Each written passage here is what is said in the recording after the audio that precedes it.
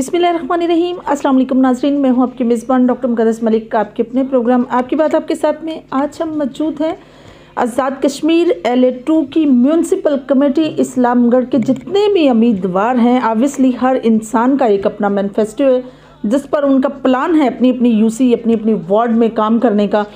जिस तरह से म्यूनसिपल कमेटी इस्लामगढ़ है तो इसकी वार्ड नंबर 11 में इस वक्त हम मौजूद हैं और हमारे साथ जो शख्सियत मौजूद हैं, एजुकेशन डिपार्टमेंट में उन्होंने बड़ी सर्विसेज की, हेड मास्टर रिटायर्ड हुए, मास्टर के फ़राइज़ सर अंजाम दिए, पाकिस्तान तहरीक इंसाफ के बानी रहनुमाओं में उनका शुमार होता है। और सबसे बड़ी बात यह है कि कल्याल बेंसी जो उनकी वार्ड है इसमें वो उम्मीदवार हैं लोकल काउंसलर के, म्यूनसिपल कमेटी के, और साथ ही सबसे बड़ी उनकी जो मतलब इब्तदाई जिसको कहते हैं आगाज़ पाकिस्तान तहरीक इंसाफ के बानियों में है, वो जिटेडरी क्रास जो इलाका है वहाँ से सबसे ज़्यादा पाकिस्तान तहरीक इंसाफ को इंट्रोड्यूस करवाने वाली शख्सियत है।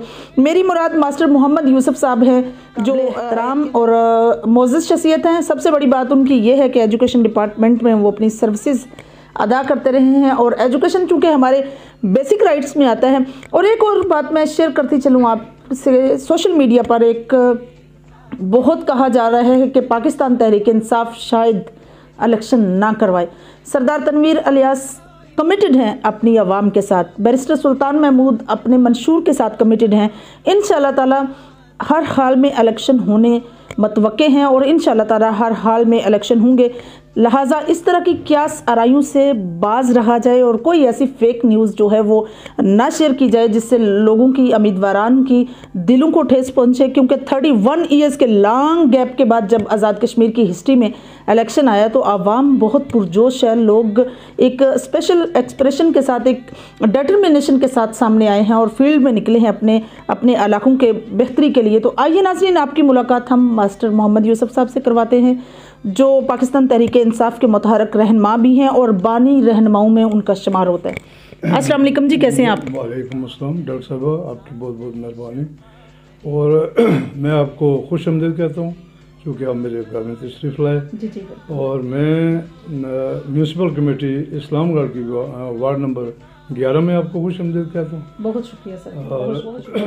पहला सवाल मेरा आपके साथ ये है कि जिस तरह से सियासत जो है इसमें तो आप सियासत का हिस्सा आप शुरू से रहे, टीचर बन के भी आप सियासत की रिप्रेजेंटेशन जो है वो करते रहे, लेकिन बाकायदा सियासत जिसको प्रैक्टिकली सियासत कहते हैं वो अब आपने स्टार्ट की। कैसा महसूस होता है सियासत का हिस्सा बनकर आपको?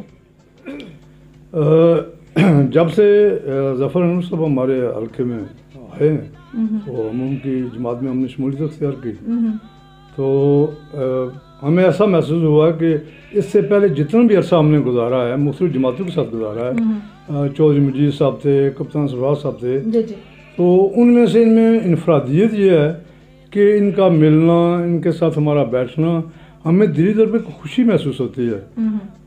हमें कोई जबर नहीं होता है। जो पहले लीडर थे हमारे, जब हम उनसे मिलते थे तो हमें 3-4 स्टेप जो है ना वो लेकर उनसे मिलना पड़ता था। फ़र्ज़ करें हमारे गाँव के जो काउंसलर हैं या कोई चेयरमैन साहब हैं या और भी कोई सियासी शख्सियत है, पहले उससे रब्ता करना पड़ता था, फिर आगे जो है ना वो और दूसरे से रब्ता करते थ्रू चैनल या चेन की तरह मिलना, यानी हम स्टेप बाय स्टेप जो है ना वो हो सकता है हमने आज मिलना है तो 3 दिन के बाद जो है हमें मुलाकात का मौका मिले। सही। तो आज हमें ज़फ़र साहब पे फ़ख्र है कि जब भी हमें ज़रूरत पड़ती है उनसे मिलने की तो हमें कोई मुश्किलात पेश नहीं आती हैं। बस उनको फ़ोन किया, वो टाइम देते हैं, ठीक है जिस टाइम आ जाएं आप। मेरी जो वार्ड है वार्ड नंबर 11, इसमें तकरीबन 1600 वोट है, जिसमें सबसे ज़्यादा जो है ना वो ओवरसीज़ के वोट है। तो मकामी जो वोट हैं वो तकरीबन 600 के लगभग जो है ना वो कास्ट होंगे। तो मेरे मुकाबले में जो लोग हैं वो एक बाबू मुश्ताक साहब हैं, सबका वो बैंक के कैशियर रहे हैं। वैसे उनका तल्लुक नून लीग से है। सही। उन्होंने टिकट नहीं लिया है, आज़ाद कंटेस्ट कर रहे हैं। उन्होंने आज़ाद कंटेस्ट कर रहे हैं। इसके अलावा एक पीपल्स पार्टी के हैं उमर यासीन उनका नाम है। यूँ समझिए मेरे लिए वो एक बच्चा ही हमारा रिलेटिव है। अच्छा। तो वो भी पीपल्स पार्टी का टिकट नहीं ले रहे, वो भी आज़ाद सीट में लड़ रहे हैं। और मेरी इनफरादियत ये है कि मैंने टिकट लिया है PTI का और उस पर इलेक्शन लड़ रहा हूँ। और इसके लिए मैंने बाकायदा ایک منشور دیا ہے. یہ جی ہم نے 15 نکاتی جو ہے نا یہ منشور پیش کیا ہے وارڈ نمبر 11. وارڈ نمبر 11 میں. ٹھیک ہے. سب سے پہلا یہ ہے کہ گرلز ہائی اسکول کے لیے درکار سٹاف کی منظوری. گڈ. کیونکہ ہمارے یہاں جو گرلز ہائی اسکول ہے اس میں سٹاف بہت کم ہے. ماشاءاللہ. اس میں ایک پین ہے صرف اور کلرک بھی نہیں ہے. اس کے علاوہ بھی پوسٹیں جو ہیں وہ ٹیچرس کی بھی نہیں ہیں. تو ہماری پہلی ترجیح یہ ہے کہ گرلز ہائی اسکول میں سٹاف کی جو ہے یہ منظوری کرائی جائے.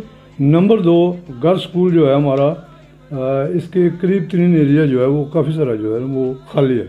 تو ہم چاہتے ہیں کہ اس کو ایک پلے گراؤنڈ کے طور پر جو ہے نا اس کو بنوایا جائے. تو اس کے علاوہ ہماری وارڈ میں ایک بوائز مڈل اسکول ہے تو اس کی ہم نے اپ گریڈیشن کے لیے درخواست بھی دی ہے اور انشاءاللہ جو ہے نا ایک طرح کی منظوری ہو چکی ہے. بالکل. حکومت بھی آپ کی ہے. حکومت بھی ہماری ہے تو بہت جلد انشاءاللہ جو ہے نا اس کا نوٹیفیکیشن بھی ہو جائے گا. اس کے علاوہ جو ہے بوائز اسکول کے ساتھ جو زمین ہے وہ اتنی ہموار نہیں ہے تو ہماری کوشش ہے کہ اس کو ایک گراؤنڈ لیول جو ہے نا اس کو دیا جائے. گڈ. بچوں کے کھیلنے کے لیے جگہ جو ہے نا وہ ہمیں میسر آ جائے گی. اس کے بعد ہماری واٹر سپلائی ہے جو کہ ہم عرصے سے جو ہے نا وہ اپنی مدد آپ کے تحت چلا رہے ہیں. تو ہماری یہ کوشش ہے کہ ہم کسی طریقے سے چونکہ ہم میونسپل کمیٹی کا حصہ ہے. پہلے یہ جو ہماری وارڈ ہے یہ یونین کونسل پورٹ ہبنسی میں شامل تھی. جی جی. تو یہ کچھ عرصہ سے جو ہے یہ ادھر ہم جو ہے شامل ہوئے. تو ہم چاہتے ہیں کہ میونسپل کمیٹی کا جو سسٹم ہے نا یہ واٹر سپلائی بھی جو ہے نا یہ اسی سسٹم کا حصہ اس کو بنایا جائے. اس کے علاوہ ہماری گلیاں جو ہیں یہ کچھ تو پختہ ہیں پہلے سے جو رہ گئی ہیں ان کو بھی انشاءاللہ ہم پختہ کرنے کا عزم رکھتے ہیں. بالکل سر. اس کے بعد وومن ٹریننگ پروگرام ہے وہ جناب ظفر صاحب جو ہیں انہوں نے کچھ مزدوریاں لی ہیں وزیر اعظم صاحب سے. صحیح. پچھلے دنوں وزیر اعظم صاحب آئے تھے انہوں نے جلسہ کیا ہمارے اسلام گڑھ میں.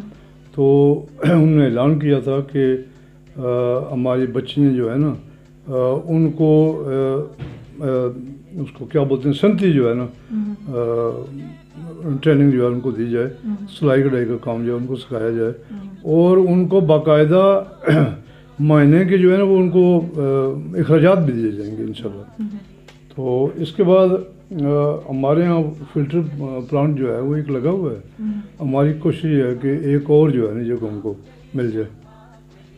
اس کے علاوہ اسٹریٹ لائٹس کا مسئلہ ہے وہ سارے جتنے بھی ہمارے ساتھی ہیں وہ اس پہ چاہتے ہیں کہ کسی طریقے سے ہماری اسٹریٹ لائٹس جو ہے وہ انشاءاللہ ہم کوشش کریں گے الیکشن کے فوراً بعد 6 مہینے سال کے اندر ہم اسٹریٹ لائٹ کا انشاءاللہ بندوبست کریں. تو اس کے علاوہ ڈسٹ بن جو ہے وہ میرے خیال میں کسی بھی وارڈ میں نہیں ہے. صحیح. ہمارے یہاں شہروں میں تو ہوتا ہے بازاروں میں.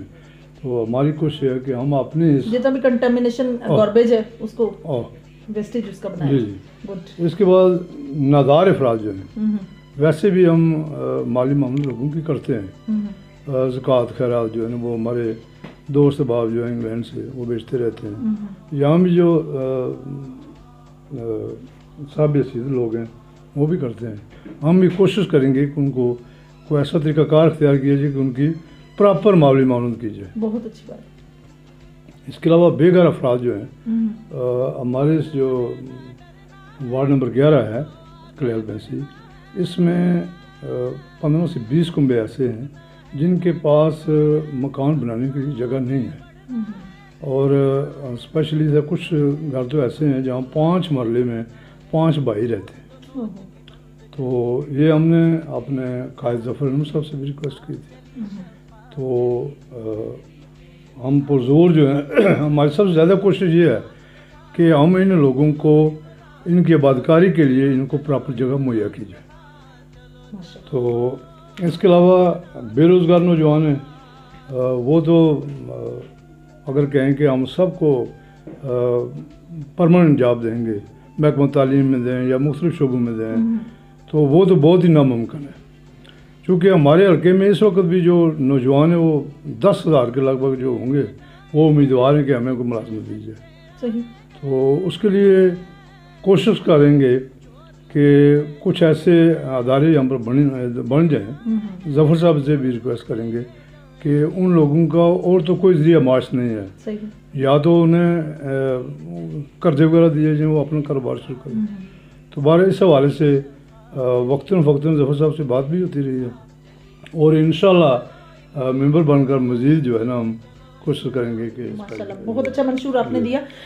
ماسٹر صاحب آپ جس طرح سے آپ نے بتایا کہ 2 امیدوار ڈفرینٹ پارٹی سے مسلم لیگ نون اور پیپلز پارٹی کے لیکن کنٹیسٹ کر رہے ہیں الیکشن آزاد, تو آپ کے جو سیاسی حریف ہیں مقابلہ آپ کو کس کے ساتھ نظر آتا ہے؟ مقابلہ میرا جو ہے وہ بابو مشتاق سے, جو مسلم لیگ نون سے. مسلم لیگ نون سے. صحیح. ویسے تو ہمارے حلقے میں یوں سمجھیں کہ پی ٹی آئی ایک طرف ہے اور باقی پی ڈی ایم پاکستان درس کی بنی صحیح مختلف جگہوں پہ. نہ صرف پاکستان کو ڈسا پی ڈی ایم نے, آزاد کشمیر میں بھی وہ ڈسنے کے لیے جو ہے وہ تیار بیٹھے ہیں, بلکہ مختلف منصوبے ان کے چل رہے ہیں. تو مختلف جگہ پر جو ہے نا وہ انہوں نے اپنے امیدوار بٹھائے ہیں. تو بہرحال یہاں پر بھی فی الحال تو پوزیشن ایسی ہے کہ شاید یہاں پر بھی وہ اپنا رنگ دکھانا شروع کر دیں, چھ میں کوئی چل رہی ہے. بہرحال میرا جو مقابلہ ہے وہ خاصتاً بابو مشتاق سے ہے. صحیح. اور انشاءاللہ میں سیٹ جیتنے کی پوزیشن میں اس وقت ہوں. ماشاءاللہ. ماسٹر صاحب آپ کو کیا لگتا ہے آپ کے وارڈ میں نظریاتی ووٹر ہیں یا جس طرح سے ایک بلدیات کا امیج بنا ہوا ہے کہ زیادہ تر جو ہے ذاتی یا شخصی ووٹ جو ہے وہ پریفر کرتا ہے؟ ہمارے یہاں جو ووٹ ہیں جماعتی سطح پر, وہ آپ اس وقت 15 سے 20% کر رہے ہیں. مطلب نظریاتی جو نظریاتی پی ٹی آئی کے لوگ, ٹھیک ہے, جس میں زیادہ تر تعداد جو ہے وہ ہمارے جو اوورسیز ہیں وہ بھی ہیں, مقامی سطح پر بھی ہیں لوگ جو کہتے ہیں کہ جی ہم نے ووٹ دینا صرف پی ٹی آئی کو دینا, ہم نے شخصیت کو نہیں دیکھنا ہے. ویسے ہماری وارڈوں میں جو ہے نا یہ سب سے زیادہ شخصیت کو دیکھا جاتا ہے مقامی سطح پر. بالکل صحیح. کہ جو الیکشن لڑ رہا ہے, کنٹیسٹ کر رہا ہے, آیا اس کا کردار, مختلف چیزیں جو ہیں وہ دیکھی جاتی ہیں. شخصیت کیسی ہے, اٹھنا بیٹھنا کیسا, لوگوں کے ساتھ ملنا گلنا کیسا ہے. تو اس لحاظ سے ہمارے یہاں زیادہ تر شخصیتی ووٹ جو ہے. بالکل صحیح. پاکستان تحریک انصاف میں آپ بانی رہنماؤں میں آپ آتے ہیں, جس طرح سے جٹیڈری کراس جو علاقہ ہے وہاں آپ نے اسپیشل اس کی کمپین کی جس میں پاکستان تحریک انصاف کو انٹروڈیوس کروایا. تب سے لے کر اب تک کبھی آپ کو گمان ہوا کہ آپ پاکستان تحریک انصاف کا حصہ بن کر آپ کو کچھ ایسا فیل ہو رہا ہے یا کوئی ایسی سٹیج آئی ہو کہ آپ کو عجیب سا فیل ہو رہا ہو کہ کیوں بنے اس کا حصہ؟ اس حوالے سے بہت مطمئن ہوں, بہت خوش ہوں کہ ہم نے جب دفتر کھولا الیکشن میں تو بہت سارے لوگ مقامی جو تھے وہ کہہ رہے تھے کہ مار صاحب آپ یہ کوئی اچھا نہیں کر رہے ہیں, یہ آپ کے لیے مشکل ہوگا. آپ 4-5 ساتھی ہیں جس میں ندیم بھٹا بھی شامل ہے. صحیح. ایک ہمارے بھائی ہیں رفیق صاحب ہیں, ایک شاہد صاحب ہیں. تو یہ ہم 4-5 آدمیوں نے جو ہے نا یہ جٹیڈری کراس میں داغ بیل ڈالی ہے پی ٹی آئی کی. تو مختلف لوگوں نے کہا جی ایسے ہوگا ایسے ہوگا. بہرحال ہم نے کہا ہم بھی یہاں کے رہنے والے ہیں, دیکھا جائے گا. تو بہرحال لوگوں نے بہت تعاون کیا, ہماری امید سے زیادہ ووٹ نکلے. تو ہم اس لحاظ سے بھی خوش ہیں. اور اب ایک نون لیگ کا بھی جو بڑا دڑا ہے جس میں یہ توقیر نجیب صاحب ہیں, وہ بھی ہماری جماعت کا حصہ بنے. ان سے بھی ہم نے کچھ 4 مہینے سے جو ہے نا وہ بات چیت کی ہے. تو ان کو دعوت دی کہ آپ نوجوان ہیں, وکیل ہیں, آپ کے لیے اسکوپ ہے پی ٹی آئی میں, بجائے اس کے کہ باقی جماعتیں جو ہیں وہ پہلے آپ کے ابو جان ہیں انہوں نے دیکھ لیے ہیں, باقی جو بھائی ہیں.